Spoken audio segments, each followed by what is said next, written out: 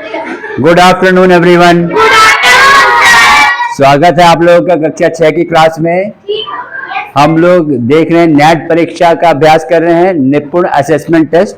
ठीक है, इसके हम लोगों ने कुछ प्रश्न लिए, उसका अभ्यास कर रहे हैं। इसमें लिखा है 6,86,705।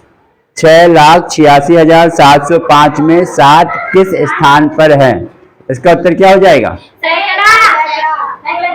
हाँ, इकाई, दहाई, सैकड़ा। हम अगर 7 की बात करें बेटा तो 7 किस पे हो जाएगा? सैकड़े स्थान पे। इसका उत्तर क्या है? सी। इसी तरह से आपको OMR शीट पे 4 सर्कल मिलेंगे जिसमें ABCD लिखा होगा। अगर ऑप्शन सी बेटा सही होगा तो आपको यहाँ पे ऑप्शन सी वाले को क्या करना है?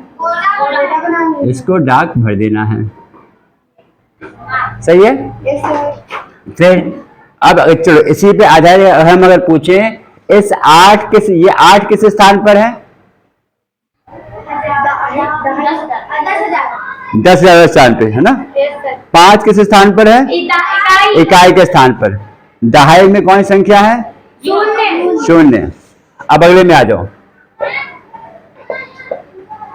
9,68,035 में 8 का स्थानीय मान ज्ञात करना है।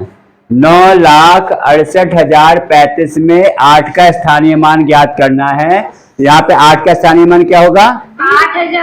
8,000। क्यों हो रहा है ऐसा? क्योंकि 8,000 पे है। क्योंकि 8 आपका 1000वें स्थान पर है ना। इकाई, दहाई, सैकड़ा, 1000, 10,000, लाख। तो जो 8 आपके पास है ये 10,000 किसवें स्थान पर? 1000वें स्थान पे। सॉरी, किस पे? ये 1000 प्लेस पर है ये। तो क्या 8,000 हो जाएगा। इसी तरह 3 का स्थानीय मान क्या हो जाएगा?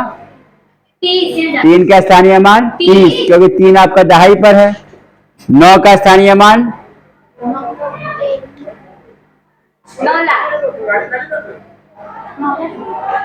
9 लाख। जो संख्या जिस स्थान पर है उसके आगे जितनी संख्याएं हैं उतने आप 0 लगा दोगे, वो इसका स्थानीय मान हो जाएगा। बस ये समझ लो। ठीक है, यहाँ पे ऑप्शन क्या हो गया है? बी। तो दूसरे वाले में क्या करोगे आप? ऑप्शन बी को यहाँ पे सर्कल कर दोगे, ऑप्शन बी को आप ऐसे भर दोगे, है ना। अब कहते हैं सी वाले में ये संख्या रेखा कितना करवाया है अभ्यास कार्य पुस्तिका में? नीचे दी गई संख्या रेखा को देखकर उचित गणितीय संक्रिया को पहचानिए। आप लोगों को बताया गया था कि संक्रियाएं कितने प्रकार की होती हैं? 4। कौन कौन सी? जोड़ना, घटाना, गुणा, भाग। यही तो 4 संक्रियाएं बताई गई हैं। इसी 4 पे हमें काम करना है। अब इसमें क्या दिखा है? देखो 7 पे था, अब ये संख्या में क्या दिखाया गया है? 0 से 10 तक की संख्याएं दिखाई गई हैं। तो कैसी संख्याएं हैं ये? पूर्ण संख्याएं हैं, क्योंकि 0 से शुरुआत हो रही है ना। ये कई संख्याएं हैं, ये पूर्ण संख्याएं हैं। एक अब यहाँ पे कौन सी संख्या दिखा रहा है? 7 पे था और ये अब 10 पे पहुंच गया है। कौन सी? बी वाला। बी में क्या कह रहा है? 7 + 3। 7 + 3 बराबर 10, क्योंकि 7 पे थे हम और 3 स्टेप हम लोग आगे बढ़ गए हैं। क्या हो जाएगा? तीसरे का उत्तर क्या हो जाएगा? बी। तो तीसरे में ऐसे आप बी वाला ऑप्शन ऐसे सर्कल कर दोगे। सही है? ठीक। अब यहाँ पे देखिए चौथा प्रश्न। नीचे दी गई संख्या रेखा को देखकर उचित गणितीय संक्रिया को पहचानिए। इसके बारे में क्या विचार है? इसको कौन बताएगा? सर इसका आंसर ये। हाँ, राखी को ही बताने दो। आइए बताइए कैसे? कौन सा होगा इसका ऑप्शन? कौन सा? बी। क्यों हो जाएगा? ऑप्शन बी तो चलो है, लेकिन क्यों होगा? सर क्योंकि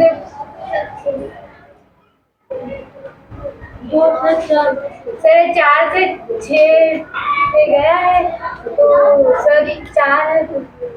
देखो ऐसे समझो, ये बेटा 6 से शुरू हुआ है और 4 पे आया है। तीर यहाँ पे है ना बेटा, यहाँ पे क्या था, 7 से शुरू हुआ है फिर 10 पे आया था, ये 3 ऐसे चल रहा है, ऐसे चल रहा नहीं चल रहा, यहाँ पे ऐसे दाएं हाथ पे प्लस होता है, बाएं हाथ पे तो फिर माइनस होता है। जब यहाँ पे 4 है, 6 से 4 पे आया, यानी 6 से 2 स्टेप पीछे आया है, 6 से 2 कदम पीछे आया है भाई। 6 से 1 कदम ये हो गया, दूसरा ये हो गया, तो कहाँ पे आया, 4 पे आया है। 6 - 2 4, 6 - 2 4, ठीक है। इसी तरह से आपको बहुत सारे प्रश्न प्रैक्टिस करने बेटा। अब यहाँ पे देखिए प्रश्न 5 है। प्रश्न 5 में क्या कहा गया बेटा, निम्न वस्तुओं में से घनाकार वस्तु को पहचानिए। निम्न वस्तुओं में से घनाकार वस्तुओं को पहचानिए। घनाकार वस्तु क्या हो जाएगी बेटा, जिनकी आकार बराबर हो। नहीं, देखो ऐसा होता है, हम बात करें ये आपके पास बेटा घन के आकार का है, ये देखिए ये है आपके पास, क्या है ये, घन है, क्या है ये, घन। क्या कहते हैं इसको, क्यूब। इसमें लंबाई चौड़ाई ऊंचाई होती है बराबर, सही है। जिसमें लंबाई चौड़ाई ऊंचाई बराबर होती है उसे कहते हैं घन। अब आपको ये बताना है घनाकार वस्तुओं कौन सी होंगी इसमें, बेलन तो होगा नहीं, पासा, वेरी गुड, पासा हो जाएगा। पासा देखा है तुम लोगों ने, पासा कैसा होता है, लूडो का पासा ऐसा होता है ना भाई। देखो इसमें लंबाई चौड़ाई ऊंचाई बराबर है, तो ये घन है, क्या है ये, घन, ठीक है। अब तो यहाँ पे इसका उत्तर क्या हो जाएगा, सी। सी में ऐसे गोला कर दोगे अगर आपके पास OMR शीट होगी तो, ठीक। अब एक दिया बेलन, यहाँ पहला बेलन क्या होता है, लेकिन नहीं वो तो होता ही है, बेलन बेटा इस आकार का होता है, ये इसे कहते हैं बेलन। क्या कहते हैं इसको, बेलन, सिलेंडर। मतलब इसमें क्या हो जाएगा, ये कर्व्ड होगा। जैसे आपके पास पेन है, पेन को भी कह सकते हैं कि आपके पास बेलन आकार का है ना। या फिर देखिए आपके पास घर में सिलेंडर हो गया है, या कह लो ड्रम। ड्रम देखा है ना, घर में होता है भाई, ऊपर भी गोला होता है नीचे भी गोला होता है, और ड्रम होता है ऐसे गोल गोल वाला, है ना, है। हाँ, टंकी अगर ऐसे गोल शेप में है तो वो भी टंकी भी कह सकते हैं, है? हाँ, डिब्बा, वेरी गुड, डिब्बा भी होता है, ऊपर भी साइकिल, वेरी गुड। अरे बच्चे से बड़े बुद्धिमान हैं, ठीक। तो ये क्या हो गया, बेलन इस आकार का हो गया है, हाँ वो भी सही है। क्या हो बेलन, जिसमें बेलन क्या हो गया, घन बता दिया क्या होता है। दरवाजा देखा ही है, दरवाजा किस आकार का है बेटा, ये आयत के आकार का, तो इसकी थिकनेस छोटी होती है ना, ये इसकी बहुत छोटी होती है, पतली होती है थिकनेस, ये आयत के आकार का मानेंगे इसको। फिर कहता है गेंद, तो आपको पता ही है, बॉल आप डेली खेलते ही हो, यानी घन के आकार की कौन सी वस्तु हो जाएगी, पासा, लूडो का पासा। अब दूसरा प्रश्न कहता है घन के फलक किस आकार के होते हैं। अब देखो इसके वजह, ठीक है, घन देखो। अब हम देखें घनाभ, ये क्या है बेटा, क्या है ये, घन, क्या है ये। अब घन में कितने शीर्ष होते हैं, 8 शीर्ष में। क्या ये शीर्ष कोना, 1 2 3 4 5 6 7 8, ये क्या शीर्ष, क्या है ये, शीर्ष। कितने शीर्ष हैं, 8। कितने फलक हैं, फलक मतलब साइड्स, 6। कैसे, देखो 4 वॉल हो जाएंगी, 1 2 3 4 5 6। कितने फलक हैं, 6। कितने कोर हैं, अब हाँ फलक संख्या, फलक कितने इसमें, 6। और फलक किस आकार के फलक है, क्यूब में। घन में फलक किस आकार का है, वर्ग के आकार का है कि नहीं। देखो ये भी लंबाई भी तो है, लंबाई है ना, क्या कहा था, लंबाई चौड़ाई ऊंचाई बराबर है। जब सारी भुजाएं बराबर है तो हर एक साइड कैसी होगी, वर्ग के आकार की। कैसी होगी, वर्ग के आकार की। तो इसमें क्या हो जाएगा, घन के फलक किस आकार के होते हैं, वर्गाकार। 6 का क्या हो जाएगा, ए।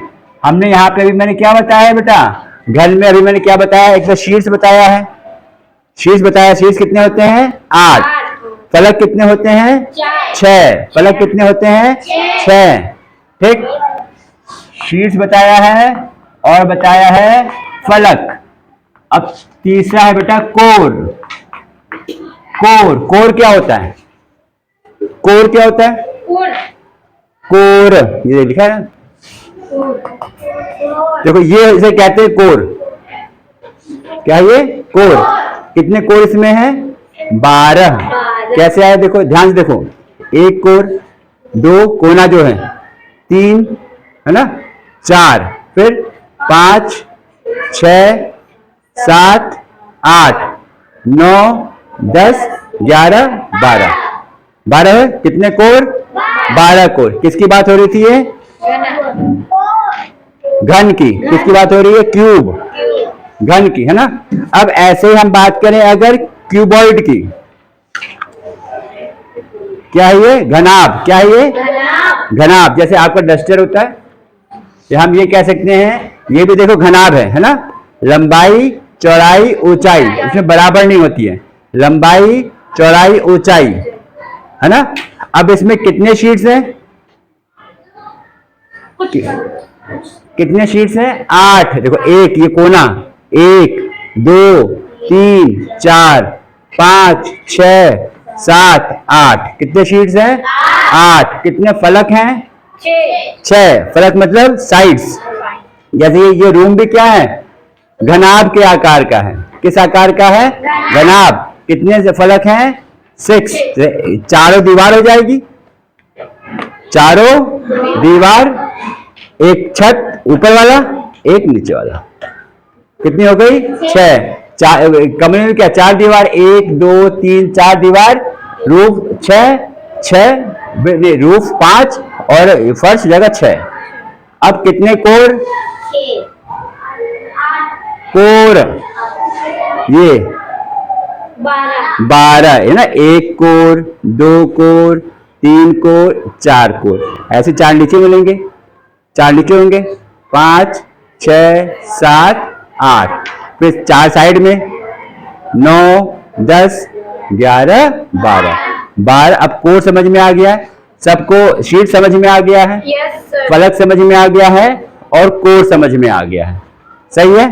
अब देखो, अब हम यहां पे ले लेते हैं, ये क्या है बेटा? इसे क्या कहते हैं? प्रिज्म। तो प्रिज्म कहीं लिखा दे, देखो ये लिखा है, प्रिज्म लिखा है देखो यहाँ पे। ये क्या है? प्रिज्म। क्या है ये? अब इसमें मुझे बताओ कितने शीट्स हैं? कौन आके बताएगा? बताओ आके। आओ लक्ष्मी बताओ, और गिन के बताओ कहाँ शीट्स 8 है।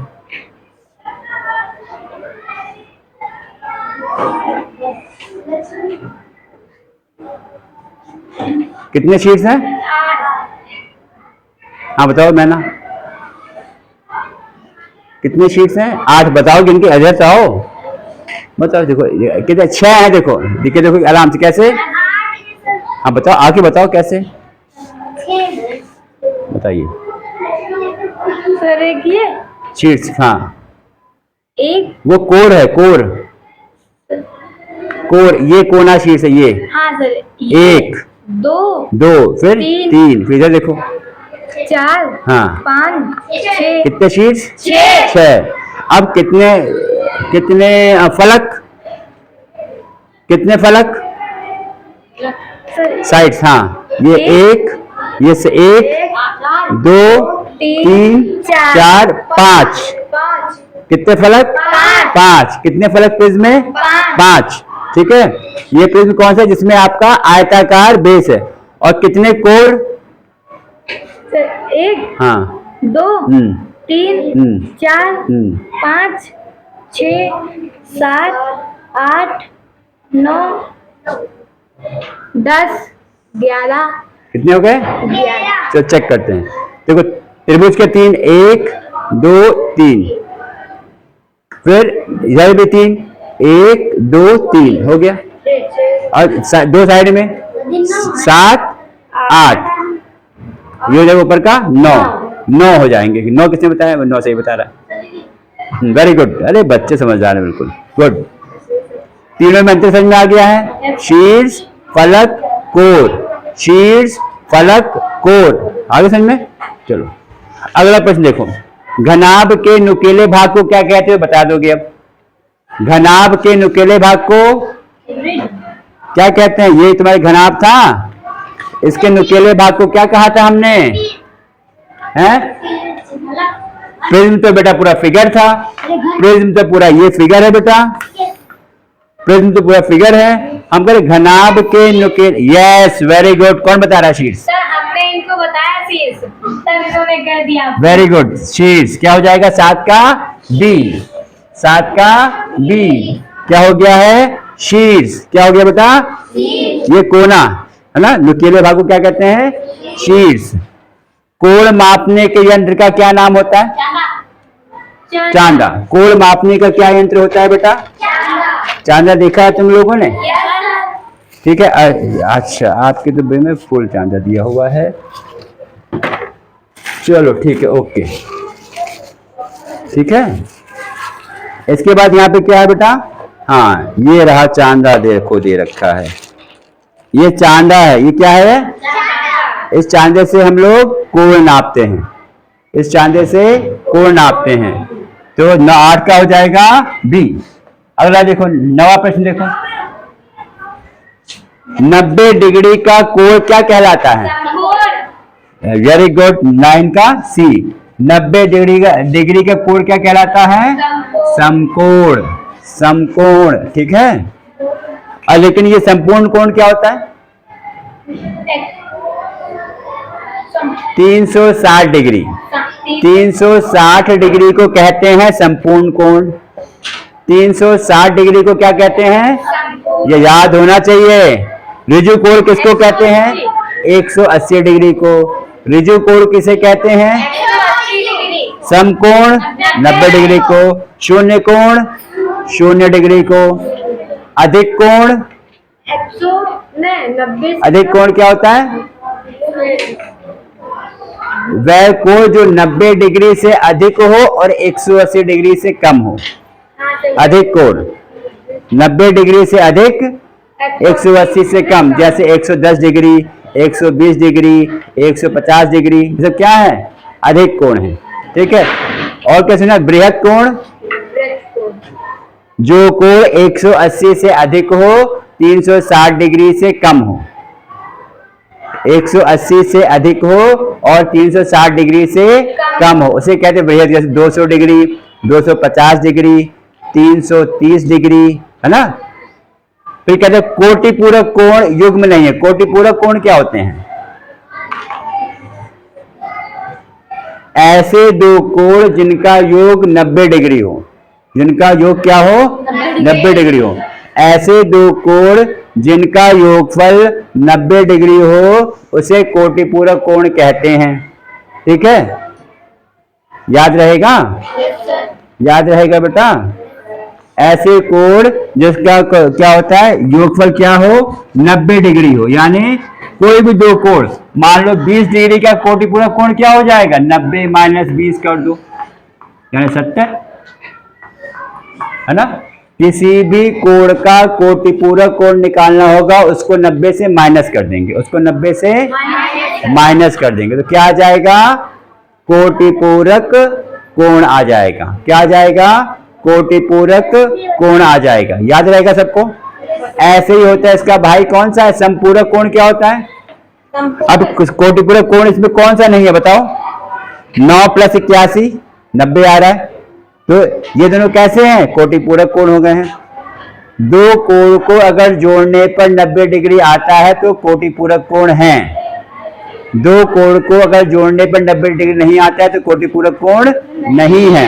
तो 40 + 50 90 डिग्री है, यानी ये कोटि पूरक कोण है। कोटि पूरक कोण है। 35 + 55 जोड़ो, कितना आएगा? 35 + 55 कितना आ जाएगा? 90 आ रहा है। यानी ये दो कोण भी कैसे हैं? कोटि पूरक हैं। 8 और 98 ये तो 90 से ज्यादा ही हो गया, तो ये कोटि पूरक नहीं है। ऐसे संपूर्ण, तो यहाँ पे 10 का ऑप्शन हो जाएगा डी। 10 का ऑप्शन हो जाएगा डी। समझ में आ रहा है? ऐसे इसी का भाई है संपूरक कोण। वो क्या होता है? संपूरक कोण। ये कोण ऐसे होते हैं, ऐसे कोण जिनका योगफल 180 डिग्री हो। ऐसे दो कोण जिनका योगफल 180 डिग्री हो उसे कहते हैं समपूरक कोण। समझ में आ रहा है? जैसे 50 डिग्री, उसका संपूरक कोण क्या होगा? 180 माइनस 50 मतलब 130 डिग्री। सही है? तो 50 डिग्री है, उसका संपूरक क्या हो जाएगा? 180 माइनस 50 मतलब 130 डिग्री। अगर मान लो 100 डिग्री है, इसका संपूरक क्या होगा? 180 माइनस 100 80 डिग्री। 180 minus 100 80 degree. सही है? चलिए इसी तरह से और भी प्रश्नों का आप लोग अभ्यास करिए, अभ्यास करते रहिए। ठीक है? फिर हम लोग मिलते हैं अगले वीडियो में और कुछ और नेट के प्रश्नों के साथ। हम लोग इसी तरह से नेट परीक्षा का अभ्यास करते रहेंगे। ठीक है? और मिलेंगे अगले प्रश्नों के साथ। चलिए आप लोग का बहुत बहुत धन्यवाद। Thank you.